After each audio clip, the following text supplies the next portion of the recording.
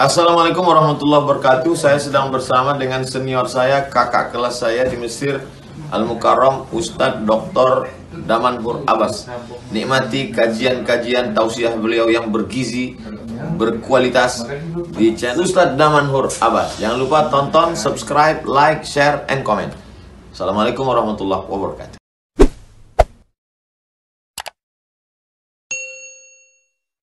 Assalamualaikum warahmatullahi wabarakatuh.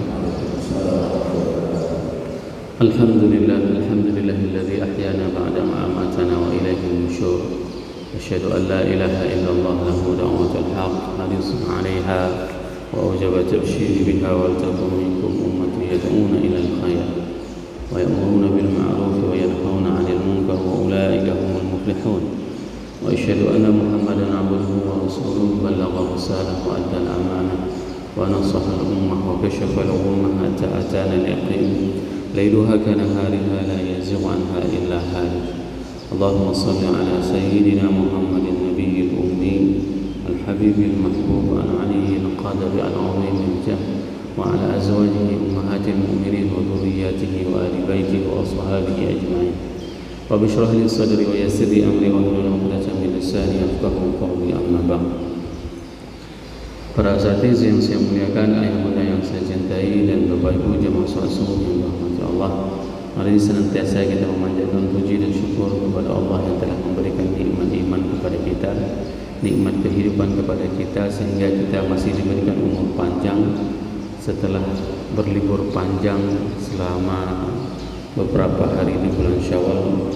Namun Allah masih memberikan kesehatan kepada kita sehingga kita masih bisa melaksanakan salat subuh berjamaah. Selawat dan salam mari sama-sama kita panjatkan kepada junjungan kita Nabi besar Muhammad SAW yang telah membawa umat manusia dari alam jahiliyah ke alam yang penuh dengan ilmu pengetahuan. Pada subuh yang berbahagia ini kita akan membahas tentang kajian baru melanjuti tentang Wa'dul Haq, yaitu kitab Al-Kabair yang dikarang oleh Al-Hafidh Ibnu Abdillah Ibnu Ahmad Uthman Ibnu Qaymas Al-Zahabi. Kitabnya di dalam iPad saya dalam bahasa Arab. Ini seorang ulama yang sangat spektakuler. Beliau lahir di Damaskus di tahun 673 Hijriah dan meninggal di tahun 748 Hijriah. Beliau seorang ulama yang sangat terkenal di Damaskus dan menduduki beberapa jabatan penting. Dan yang paling menariknya, pada saat jabatan tersebut diberikan kepada para ulama, mereka itu tidak memikirkan tentang pekerjaan lain. Mohon maaf, misalnya seperti ada di masa-masa kita hari ini, pada saat seorang ustadz itu diberikan tugas tambahan yang lain. Misalnya kalau kami di kampus menjadi ketua prodi, misalnya menjabat lah, itu sangat-sangat mengganggu konsentrasi dalam menyebarkan keilmuan. Dan banyak di antara jamaah yang melihat dan memperhatikan dulu ustadz pada saat tidak ada jabatan, bacaannya lancar, imamnya lancar. Nah, begitu udah ada jabatan, udah tersentak-sentak, udah lupa-lupa.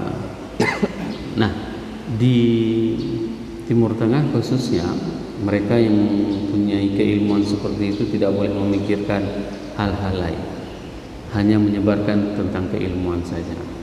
Kalau misalnya seperti Imam Masjidil Haram, itu nggak ada kerjaan lain. Ya, memang imam, dengan gajinya, dengan fasilitasnya, itu semua ditanggung oleh kerajaan. Nah, hal yang sama juga pada saat kita membaca bibliografi Imam Zahabi ini, beliau ini imam yang memang spektakuler. Kenapa? Gelarnya Al-Hafidh. Al-Hafidh itu ratusan ribu hadis dia harus menghafal. Ya. Beda sama Al-Hafiz hari ini. Misalnya ditulis Damanhur Al-Hafiz, itu mungkin cuma karena bisa hafal Quran. Tapi kalau ditulis Al-Hafiz dulu, itu ratusan ribu hadis. dan dia harus menguasai ilmu-ilmu alat semuanya, balaghah, nahwu, saraf, ya, aruf, semua ilmu-ilmu dasar itu memang harus diketahui, tafsir. Ini kelebihan daripada ulama-ulama terdahulu. Beliau ini diungkapkan di dalam beberapa sejarah bahwasanya di antara satu dari sekian ribu manusia, itu gelar yang diungkapkan kepada Al-Zahabi, Imam Zahabi tersebut. Dan beliau mempunyai hafalan yang paling luar biasa, hafalan hadisnya sangat luar biasa, dan yang membuat kita merinding pada saat mendengarkan. Beliau mempunyai guru 1.300 orang syekh. Nah, kalau kita jamaah 1.300 orang, kalau beliau 1.300 orang guru. Jadi misalnya kitab seperti ini sudah pernah dibacakan di depan gurunya ratusan orang syekh. Datang kita hari ini kita protes, apa beliau? Siapa beliau? Inilah proses yang sangat berbeda tentang sebuah keilmuan dulu dengan sekarang. Saya sering sekali mengatakan kepada jamaah, berulang kali, kami di Masjid Azhar misalnya di tiang-tiang itu dibacakan dulu silsilah kitabnya, siapa pengarangnya, siapa gurunya, dari mana, sampai ketemu sama pengarangnya. Ini yang perlu kita talaqi, perlu mengambil urutan kitabnya. Misalnya kitab Kabair itu lebih dari 70 kitab yang ditulis oleh para ulama. 70 kitab tentang Kabair itu lebih. Dan salah satu yang paling spektakuler ini adalah karangan Imam Az-Zahabi. Seakan-akan kata-katanya ini adalah kata-kata hikmah, penuh dengan hikmah. Tidak ada istilahnya kalau kita membaca buku hari ini, dari halaman pertama kita baca sampai dengan halaman 10 nggak tahu kita apa maksudnya. Berputar-putar, ya kan? Bahasanya membuat orang tidak paham. Kalau ini gampang, bahasanya mudah dipahami, penuh dengan kata-kata kata-kata hikmah. Ini di antara Imam Az-Zahabi.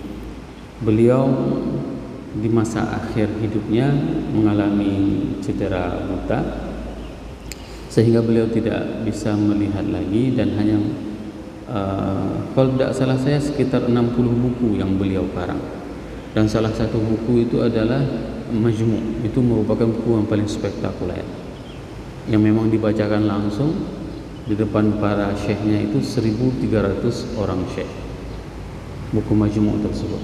Dan saya kira hari ini tidak ada orang yang melakukan mengarang buku seperti orang-orang terdahulu. Misalnya pas saya mengarang sebuah buku, saya datang ke syekh tersebut, saya baca buku karangan saya di depan syekh tersebut, lalu nanti diperbaiki. Ini salah, ini begini, ini pendapatnya seperti ini. Dulu tradisi keilmuan itu seperti itu. Setelah mereka mengarang buku, maka mereka itu akan membacakan di depan para syekh-syekhnya. Hari ini metode seperti itu disebut juga dengan FGD, Focus Group Discussion. Tapi yang diundang bukan syekh, ya.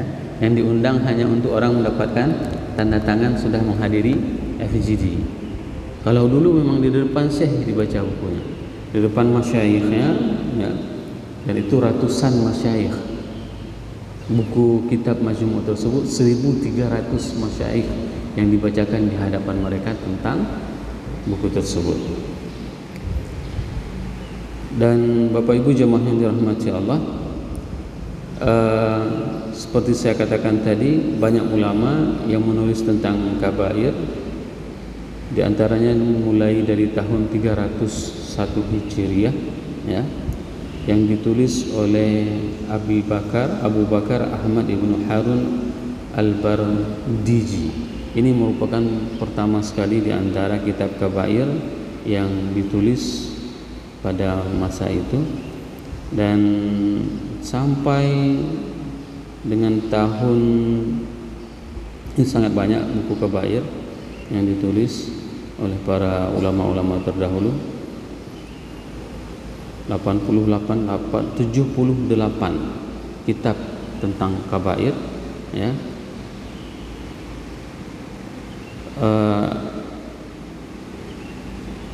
Yang terakhir itu adalah Al-Kabair wa Atharil Al-Mutarattibah 'alaiha 'inda mutakallimin. Bagaimana kitab dosa-dosa besar dan dampaknya dari kalangan orang-orang mutakallimin, ya. Ini ditulis oleh Ibrahim As-Samiri, ya. Merupakan rijalah magisternya, ya, pada Jamiah, pada Universitas Baghdad, jurusan Fakultas Ulumul Islamiyah, ya. Ini merupakan di antara yang terakhir ditulis secara komprehensif oleh salah seorang ulama. Kitab Kabair karangan Imam Zahabi ini telah dicetak oleh berbagai macam percetakan. Dicetak oleh percetakan Darussalam, ya, tahun 1355 Hijriah, dan Maktabah As-Saqafiyah Beirut. Ini paling banyak percetakan itu di Beirut, ya. Percetakan yang bagus-bagus. Kalau ini kan secara digital. Kalau yang bagus itu cetakannya luar biasa, kaligrafinya luar biasa. Dan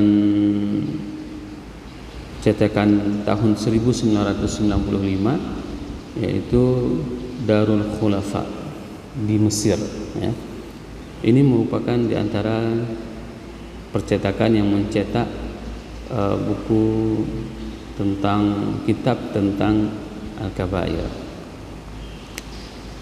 Bapak Ibu jemaah yang dirahmati Allah, sebelum kita memasuki kepada buku kitab Al-Kabair ini, mari sama-sama kita menghadiahkan Fatihah kepada pengarang buku ini. Semoga ini menjadi amal soleh bagi beliau dan bagi kita semuanya, sehingga kita bisa meningkatkan keimanan kita dan kecintaan kita kepada Allah Subhanahu wa ta'ala, ila hadratin Nabi Mustafa Rasulullah sallallahu alaihi wasallam, wa ila jami'i masyayikhina wa ila jami'i sayyidina wa ila jami'i khususan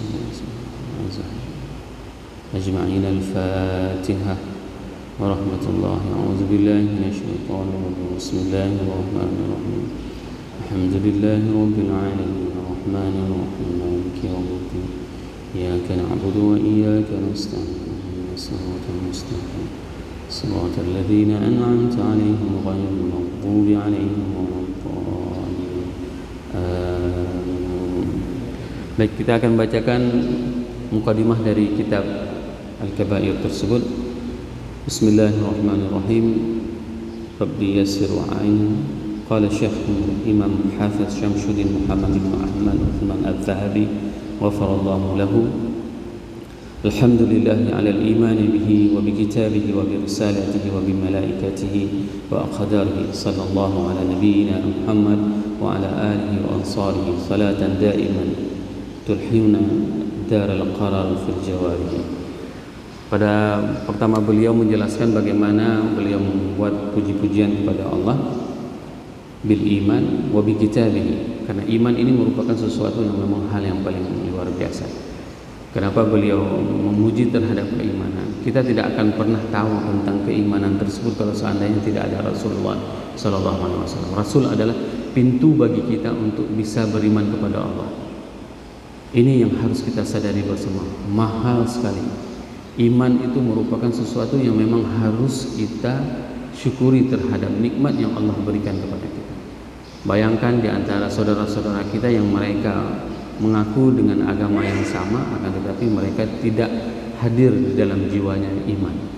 Maka nikmat iman ini merupakan nikmat yang paling luar biasa. Wa bi kitabihi, dan kepada alhamdulillah puji syukur terhadap kitab. Kenapa? Karena kita bisa mengetahui dosa-dosa besar itu melalui kitab-kitab. Wa bi risalatihi, bahwasanya dengan risalah yang dibawakan oleh Nabi Muhammad sallallahu alaihi wasallam, wa malaikatihi, dan malaikat-malaikatnya, dan ketentuan kadar-kadarnya. Wa sallallahu ala nabiyina, dan Salam sejahtera kepada Nabi kita Muhammad wa alihi wa ansarihi. Salatan daiman tuhina daral qarar fil jiwari.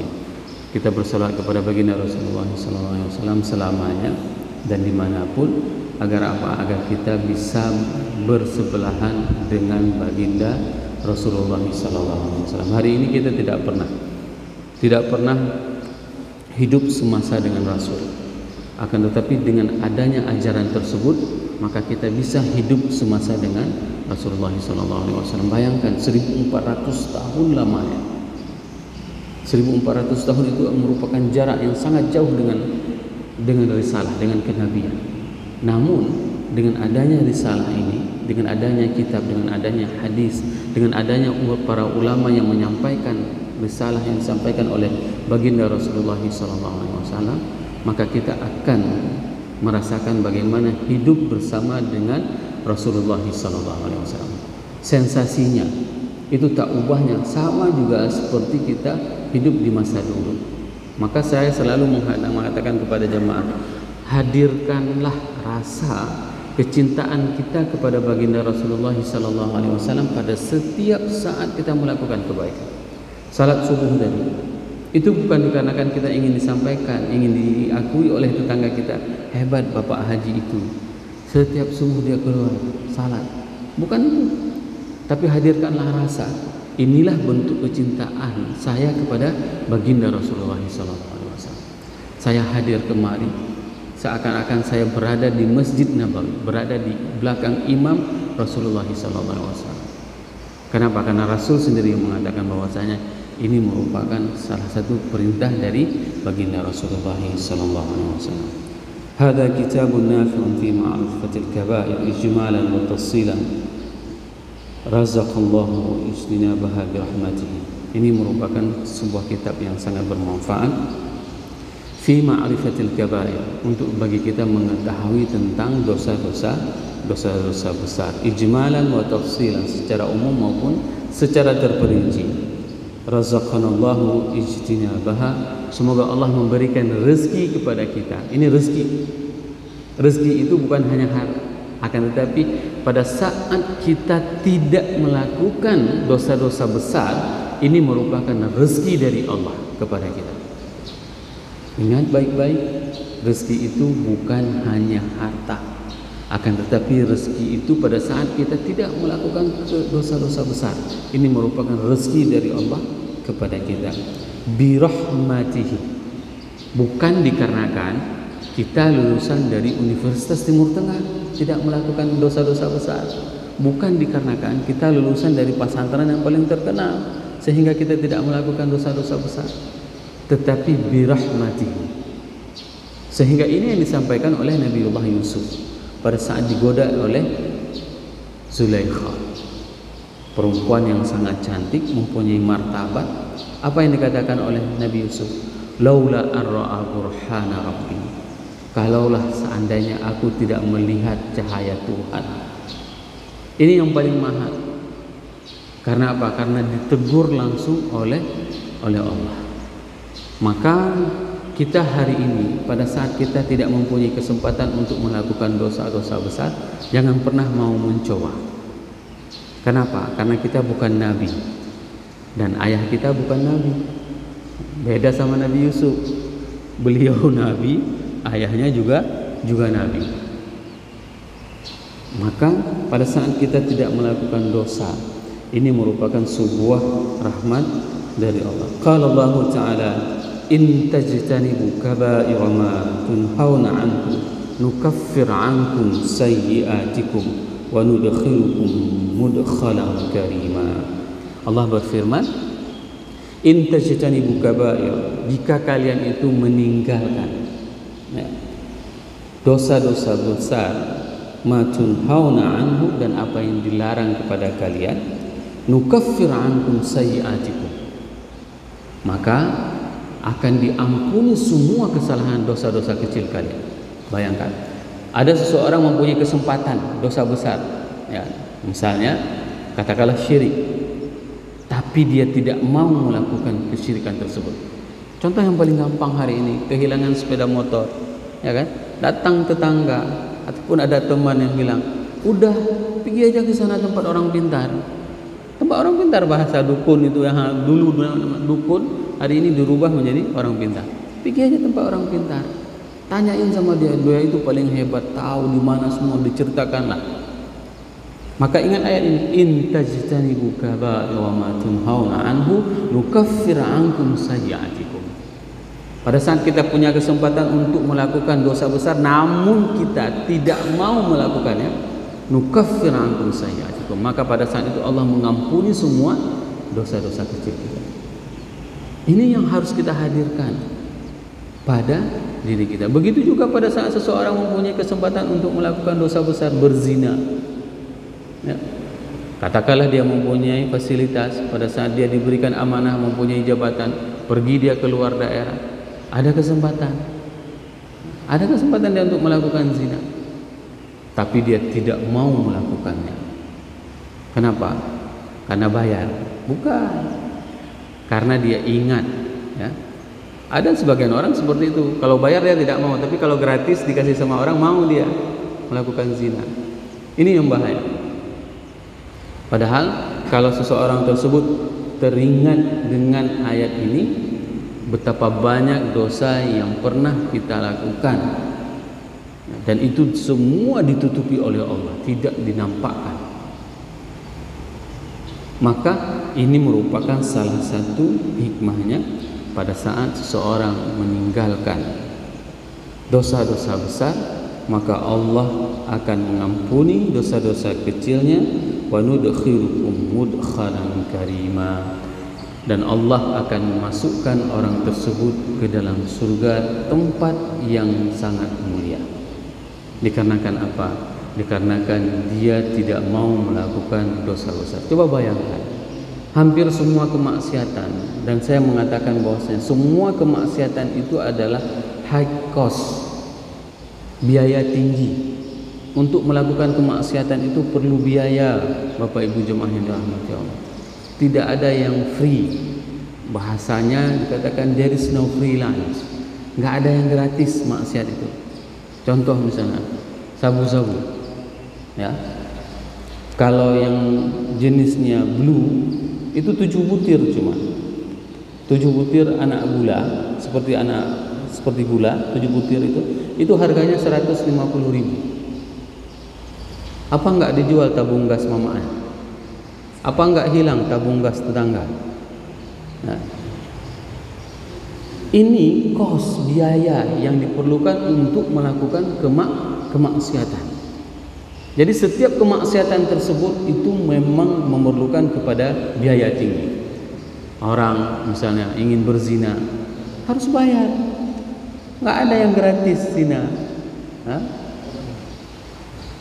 Nggak ada yang gratis. Sedih kita melihat bagaimana kondisi orang-orang yang mau melakukan kemaksiatan, dosa-dosa besar khususnya, dan mereka harus mengeluarkan biaya yang besar. Faqad takaffalallahu subhanahu wa ta'ala bihadzal nas liman istanabahu kaba'ir bi an yudkhilahu jannah. Siapapun yang meninggalkan dosa-dosa besar, maka Allah jamin surga kepada mereka. Bapak Ibu jemaah yang dirahmati Allah. Maka ini adalah sebuah renungan bagi kita semuanya. Siapapun di antara kita yang mempunyai kesempatan untuk melakukan dosa besar namun kita tidak mau melakukannya, maka Allah berikan kepada kita ganjaran, yaitu surga. Bayangkan bagaimana kasih sayangnya Allah kepada kita hambanya. Tidak melakukan dosa itu seharusnya itu bermanfaat bagi kita secara tubuh, secara fisik, itu bermanfaat kepada kita. Ada orang yang dia itu suka mabukan, ya. Apa dampaknya? Dampaknya ususnya, ginjalnya semua hancur. Kapan terjadi? Setelah sekian lama. Tapi kalau seseorang itu tidak mengkonsumsi minuman keras, maka tidak akan pernah terjadi penyakit seperti itu bagi dia. Orang yang berzina, ini salah satu orang yang taubat mengatakan, bercerita kepada saya, dia hampir setiap pekan itu melakukan hubungan zina, dan sampai dengan satu hari dia divonis oleh dokter bahwasanya dia sudah terkena penyakit. Kenapa? Kemaluannya sudah tidak bagus lagi, dan dia tobat pada saat itu. Tobat. Sehingga apa? 5 waktu dia ke masjid, malam dia tahajud. Ditanya sama saya, apa saya harus dicambuk, harus dirajam? Enggak, saya bilang. Karena kita negaranya tidak ada bukan negara Islam. Caranya bagaimana? Tobat, berjanji dengan Allah tidak akan mengulangi segala kemaksiatan yang pernah dilakukan. Alhamdulillah Allah berikan kesembuhan. Ini dampak. Pada saat sebuah kemaksiatan dilakukan itu akan berdampak kepada diri, keluarga, dan semua. Namun pada saat kita tidak melakukan kemaksiatan, maka semua akan berjalan smooth, semua akan berjalan secara aman, damai, tentram. Nah, pada saat kita tidak mau melakukan dosa-dosa besar, Allah memberikan ganjaran kepada orang tersebut dengan surganya. Bayangkan, sudah kita selamat badan, ya, selamat lingkungan, Allah juga memberikan ganjaran lain, yaitu surganya. Wa qala Allah Ta'ala, walladzina yajtanibuna kaba'iral its wal fawahish wa idza ma ghadibu hum yaghfirun. Dan orang-orang yang walladzina yajtanibuna kaba'iral its, dan orang-orang yang meninggalkan dosa besar, wal fawahish, dan kemungkaran, wa idza ma ghadibu hum yaghfirun, dan hal-hal yang bisa membuat mereka marah, maka Allah akan mengampuni mereka. Allah mengampuni orang-orang tersebut. Kata-kata ghufran sudah pernah kita jelaskan di dalam majelis ilmu ini.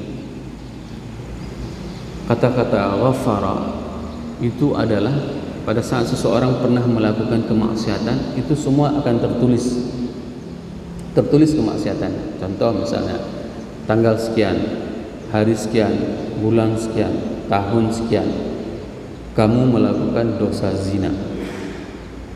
Namun kalau seandainya Allah mengampuni orang tersebut, ya, sebagaimana kita meyakini bahwasanya dosa-dosa orang akan diampuni oleh Allah, hum yaghfirun, mereka itu diampuni.